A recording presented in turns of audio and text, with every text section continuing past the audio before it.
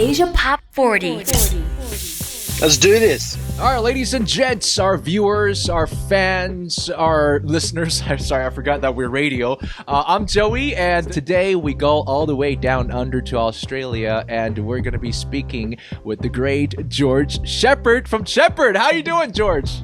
Yo, Joey, how you doing, bro? What is going? Are you in your car? Are you driving right now? Mate, I'm in the middle of point A and point B, and I realized that, you know what? I've got to talk to Joey. I've had the inspirational moment, and I just had to call you. I actually love this right now. We can see cars kind of zipping by in the background. So yeah, it's real life, man. Where is point A and point B? So point A is my family home, Yeah. where I've been recording vocals today for a new single. Right. And then point B is my apartment with my girlfriend and my cat. Oh, wait, you have a cat. I did not realize that. So, I mean, I don't. He doesn't get out much, so I wouldn't be surprised if you don't know about the cat. But I've got a cool cat. His name's Napoleon. He's a breed of cat called a Nebelung. If you've ever heard of a Nebelung. It sounds more Polish. I don't know. Okay, never mind. But for someone with a cat at home, your black shirt is actually pretty clean right now. There's no lint or hair on it. That's pretty good. Yeah, I haven't seen him all day, but that's about to change. Something our fans just listened to that last bit and got a little excited about is that you were in the studio recording for a new single. Now, starting in early 2020, you promised the world that Sheppard is going to be releasing a new single every month, and you've been doing it. Which month were you just recording for just now? This will be for July. I don't know if I'm allowed to announce it yet, but yeah, we've just finished vocals for it today. But it's really interesting doing it like this, man. It's like we're just kind of putting the album together as we go, which is really artistically fulfilling because you get to finish a song and then release it. You know, it's like people, you don't have to sit on a song for months, or like there's some songs on the last album that we'd written about a year before they got to release. So it's just really good for us, and it's good for our fans because we're consistently releasing music, and just putting the album together as we go means that you can sort of follow the artistic trajectory. Yeah. The start of the album, the vibe, the style, the aesthetics might be a little bit different to where we finish up. So it's kind of a chameleon. I mean, okay, no doubt the fans love it because it means we consistently get something new, like you said. But as a creator, is it kind of weird to create like this on the fly, basically? So you might be feeling a certain way today, and you basically have to put it out there, which might be a good thing because if you don't sit on it for months on end, you don't doubt yourself with the time that you have, right? Yeah, well, exactly. I mean, it just makes it super current for the artist, I guess. You know that the songs that we're releasing, that's how we're feeling at this exact moment, and how we're like trying to style things and like the artwork and everything. You can see the gradual process of how it's changed. Whereas, like back in the day when we released an album the regular way, there'd be songs on there that you'd be like, oh, this doesn't feel like us anymore. We wrote it so long ago that it's like a bit out of date. Yeah. But it's on the album and you have to release it. So it's just really nice to do it in this way. So musicians nowadays have for the most part, lost touch with what a conceptual album is. But I guess in a way, in a very strange form, this is a conceptual album because this is how the band is conceptually going through at this time of the year. Yeah, well, you see, I still love the idea of putting an album together and, having intros and interludes and extended versions, not just all single versions. So the idea is at the end of all of this, we're going to put the album together, all of the tracks, and we'll have all of those like cool little interludes and moments that make the tracks that album version and make them a bit more special. Yeah.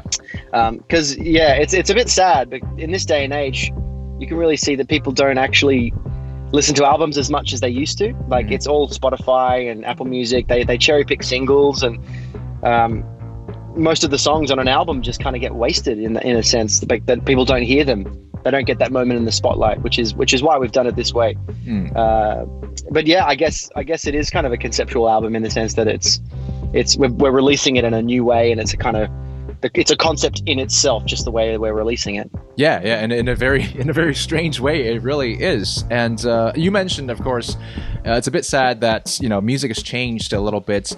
What are some of the musicians or acts you used to listen to as a kid with Emma and Amy? Well, we grew up in Papua New Guinea, which didn't have a lot of CD shops. Mm-hmm. We had to kind of rely on what our parents were listening to at the time. So we just kind of raided our dad's music collection, and there were acts like Cat Stevens and Fleetwood Mac and Elton John and all of these classic pop music artists that's what we kind of grew up listening to. And then when I was a teenager, I really got into Coldplay. Yeah, and I really love that sort of that sonic palette that they use, which feels really epic and stadium filling and ethereal. I'm a huge fan of that type of sound.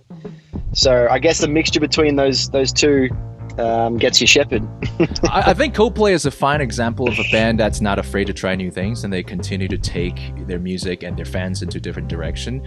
And of course, you are kind of doing that with this third album. I don't know about how you feel with the third album, but I find that a lot of musicians tend to go through a shift on the third album.